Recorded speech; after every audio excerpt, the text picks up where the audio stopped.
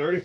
We're going to say good morning to the family, the gentleman of Marion County in Time-O-Sar. Good morning to you and to the entire Avent family of Marion and Time-O-Sar. We say you put God first in your life, nothing in this world that you cannot achieve.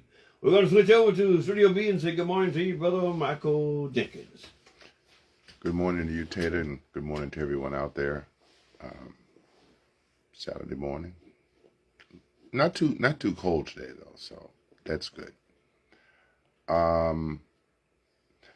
I got to see one game this week, and that was last night in Mullins. And if I was going to pick a game to see after not seeing any basketball for a week, it would have been last night. Mullins, number one ranked team in Class 2A in the state. So I wanted to see what number one looked like. And I was impressed. Mullins is an outstanding team. And let me see what I wrote down on my notes here. I want to get ahead of myself. But they look deserving of a number one ranking right now. Good morning, Miss Christina Johnson Campbell. I'm thinking if I can get back in time that I'm in Dillon tonight to check the girls out.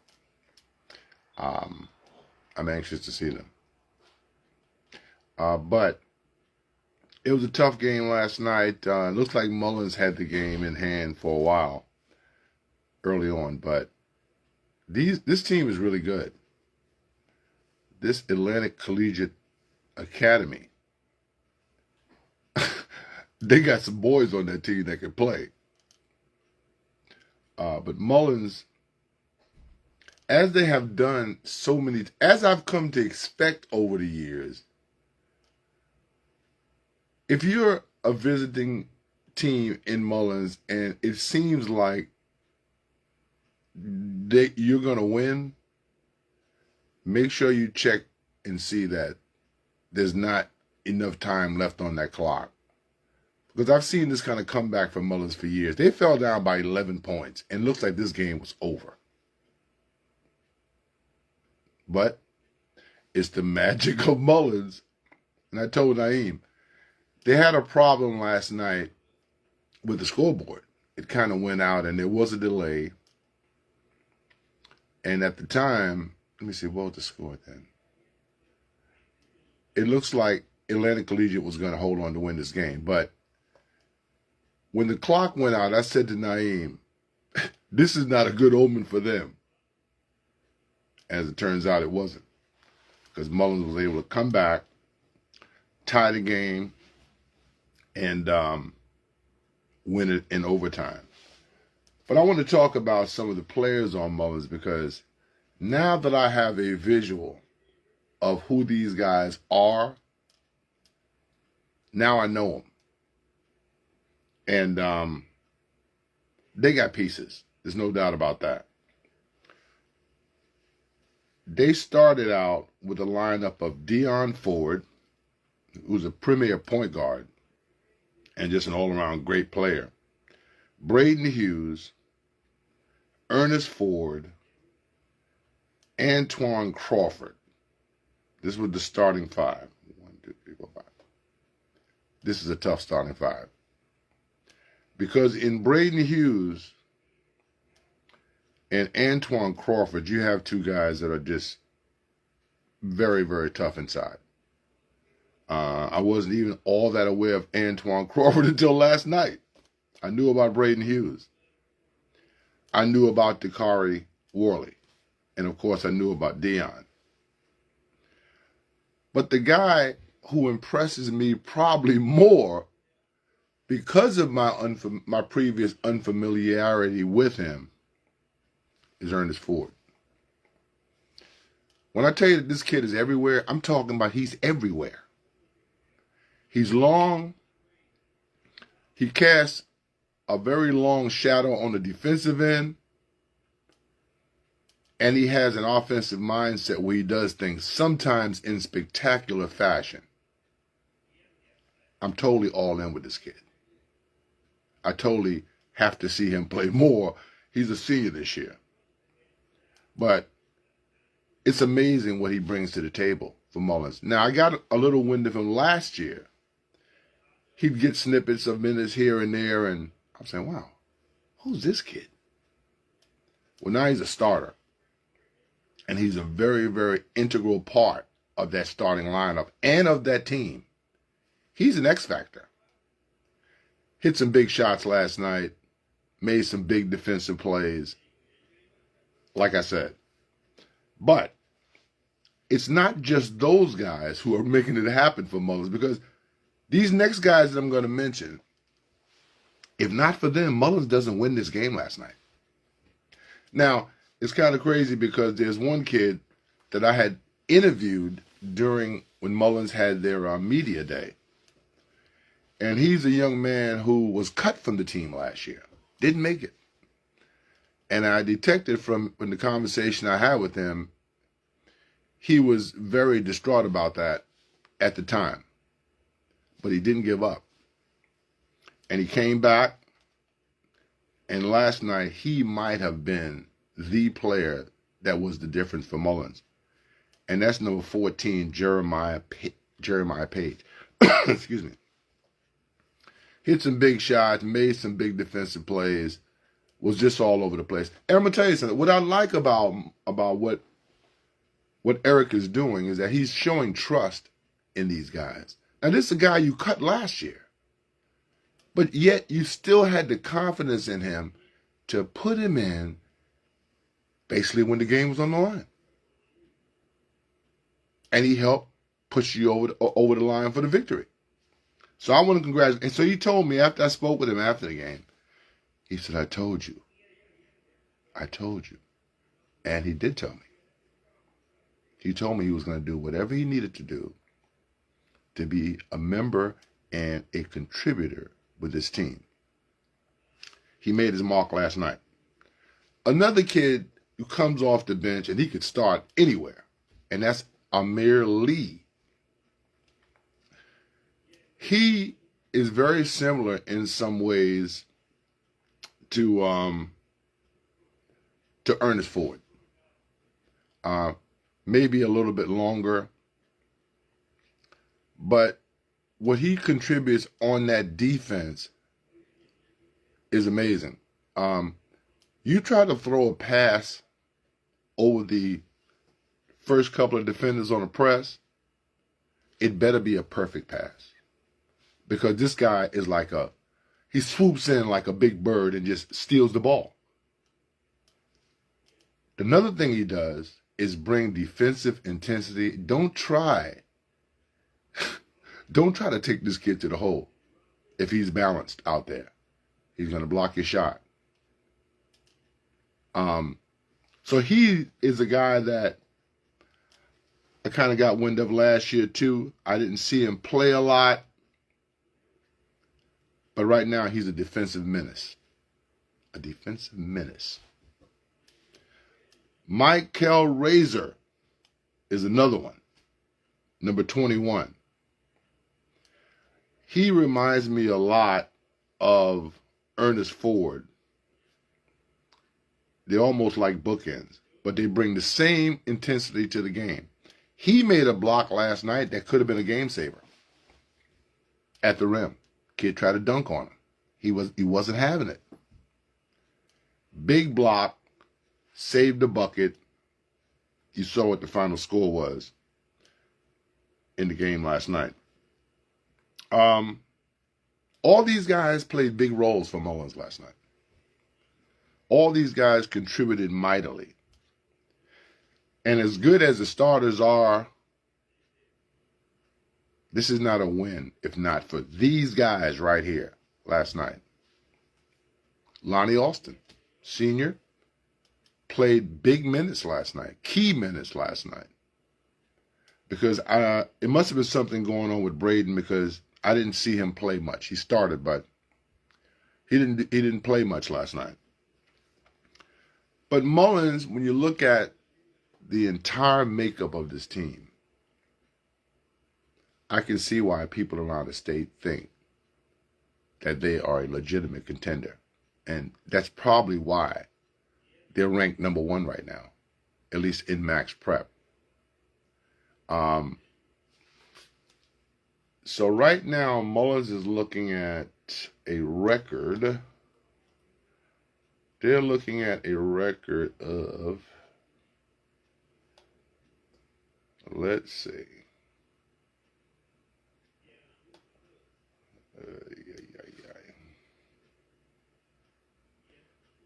Yeah, Mullins is 8-1 right now. And so there is a three-way tie for the conference lead after one game. Lake City is also in that mix at 3-2. Looking at the Class 2A rankings, and now they're saying, wait a minute, how could they be number one all week long and since last week? And they hadn't lost any game. And all of a sudden they're number two. I mean, there's no rhyme or reason here. But I do want to recap Mullins' schedule because it's been interesting how they got to where they are. They start. One of the things that impressed me about Mullins is the speed in which they play. And everybody on the team that hits the floor is playing at that speed. Back on the 22nd of November, Mullins beat Scotts Branch 71-33. On the 24th, they beat somebody by the name of RPCA. I don't know who that is, but 52-22. Then they took down Myrtle Beach 56-34. They handled Waccamaw 68-55. They suffered their only loss to Georgetown 69-56. That's on the 27th of November. They handled Hemingway easily, as expected, 72-38. And they beat them again 71-29. St. James is a very, very tough basketball team, a 5A school, and Mullins beat them 60-52. And Atlantic Collegiate Academy, they got them last night in overtime, 66-44. Now, what next, you say? Well, you would normally not be thinking Marion before Christmas. Marion and Mullins. But that's what we got. Tuesday night, Mullins Auctioneers come to town to face the Marion Swamp Foxes. The only other times I remember them playing this early has been back during the Christmas tournament days, where they would, in a 4-team field, Mullins would win their game, Marion would win theirs, and we'd have a championship. That's the way it's been traditionally. But I guess now, because of the new conference alignment, I don't know why, but it pushes Marion and Mullins into a December meeting. I don't know that I'm ready for Mullins and Marion this early, though. Seriously. That's usually something that we build up to for the final 2 weeks of the season. But that's not the way it is this year. It's an early meeting between the two rivals. So that's where Mullins is right now. But I did want to touch a little bit on Mullins girls. And because I don't really have a roster for them, because they didn't bother to put a roster out on Max Prep. But, I mean, those girls have turned their whole lives around. Last night was the best game I've seen Mullins girls play in 3 years. Easy. These girls, 3 years ago, they were all like 8th graders and 7th graders or whatever, and they were throwing the ball all over the place. They were a mess.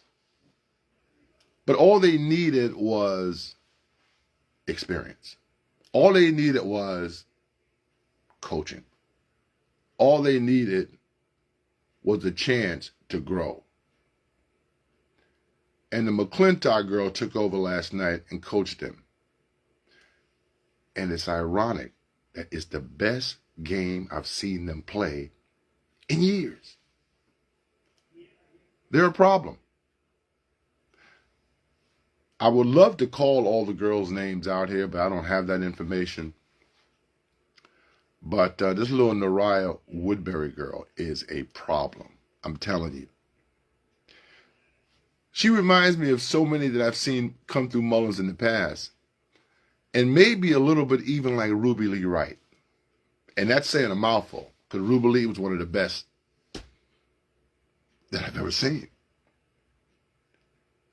But this little girl did a couple of moves last night to start this game that were incredible. You know, when I try to talk about moves that I've seen, it's kind of hard to explain them. But all I know is she did some really crazy stuff last night. And you can expect that going forward. She is a serious bowler. And she loves it. And I don't know that she's still young. I don't know if is she a ninth grader? Is she an eighth grader? She got to be at least a ninth grader now. I don't think she's in 10th yet. But I'm here to tell you, she's really good. Really, really good. And she's not the only one. There's a little girl named Brittany, the other little guard on the team, is also a problem. Her energy and her defensive, both of these girls, not just those two, but those two for sure. I was watching them guard people last night on ball defense. It's not easy to get the ball up the court on these girls. And this little Brittany girl, so talented, so physically gifted. People look at her, she's short. But some of the moves she made last night were power moves. If you can imagine a girl about this big doing power moves. But it's her strength, too, that makes her dangerous. When I think back to what they were, and I think now to what they have become and are becoming, see, these girls wanted to be good. And I'm sure that they hurt and their parents hurt because of where they were 3 years ago. Now, I don't know where Mullins' head coach was last night, but I just said they looked better last night than I've seen them look in 3 years. I'll let that rest right there. So, now, Marion boys have had their struggles with that schedule that they've been playing. And their record does not look great. But I will tell you this. I look at the fact that Marion is still ranked in the top 20. And prior to last night, they had only won one game. Tells you that there's something going on there, that somebody knows something that record doesn't reflect. And they got a win last night, first conference game of the year. They beat Kingstree down there. And now before they meet Mullins, they got a dance with Dylan tonight. So that was a big win for them, obviously. I know that nobody's panicking right now, and we know that it's essentially all about the conference. And if that be the case, then Marion is on track. First conference game, first conference win. We know that they have talent. We know that the game with Mullins should be crazy. And like I said, I'm not all pumped for it because, like I said, I don't know if I'm ready for it this early. But it was a big win for them. And we're going to call Tuesday Big Tuesday. Big Tuesday. Mullins auctioneers come to town. Now, there is some other stuff going on. Of course, this is state championship weekend. And I was looking at some of the scores, and I was watching some of the game yesterday on TV as well. Let me say good morning to my people today. Terrell Pinkney, good morning. Sean C. Brunson. Sean, you didn't really tell me about your JV game, but you just asked me if I was there. I know you guys must have won. Sean is the JV coach for Mullins Auctioneers. Tanya McGill, good morning, ma'am. How are you? Let me see who else we have. I saw some other people. Lance Gurley, my LeBron James antagonist. Lance, nothing could ever come between me and you. This is the only beef we ever have. Okay, you'll always be one of mine.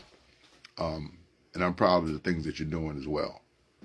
But I respect your knowledge, and I also respect your love for LeBron James.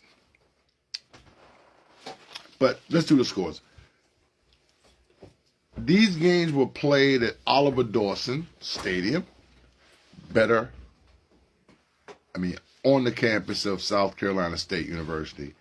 And you had Dutch Fork, a team that has become a dynasty. And I wrote something yesterday where I ain't all that fond of dynasties, man. I'm not all that fond of complete dominance by one program like forever. Dutch Fork has become that. They have become what a former New York City sports writer used to call the Yankees. They have become the inevitables. They're going to inevitably win. And last night, or yesterday, 35-21 as they knocked off the Somerville Green Wave, who obviously were a pretty good team as well, but they ain't ready for Dutch Fork. So Dutch Fork is the Class 5A Division I football state champs. Congratulations. Today, Northwestern will face off against Irmo at 6 p.m. That game is also being played at the same venue, Oliver Dawson. But our local friends here, South Florence Bruins. How do you like the South Florence Bruins?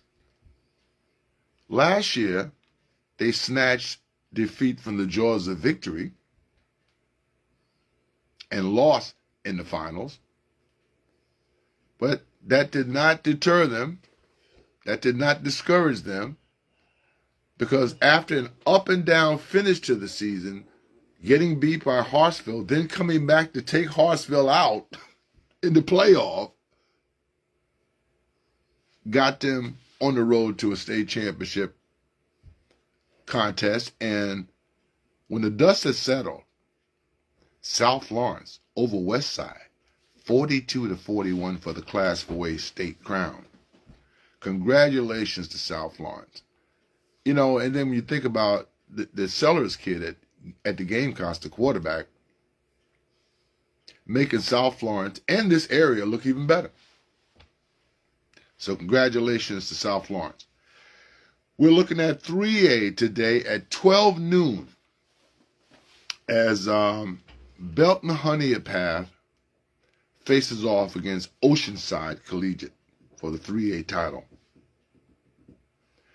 Clinton knocked off Barnwell easy for the Class 2A title, beating them 35-6.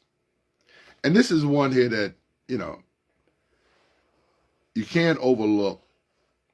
So I asked a question last night on Terrell's Sports Group. How many state championships in football has Abbeville won? I got my answer back this morning. The guy said 13. Let that sink in for a minute. 13. Abbeville is used to winning. You look at schools who've been playing football for years and years, just like Marion and Mullins. They got no state championships, folks. With all the success they've had. No state championships. But here Abbeville is 13 state championships. That's just sick. I respect them too. They've gone single A, double A. I don't know how high they've gone, but they have been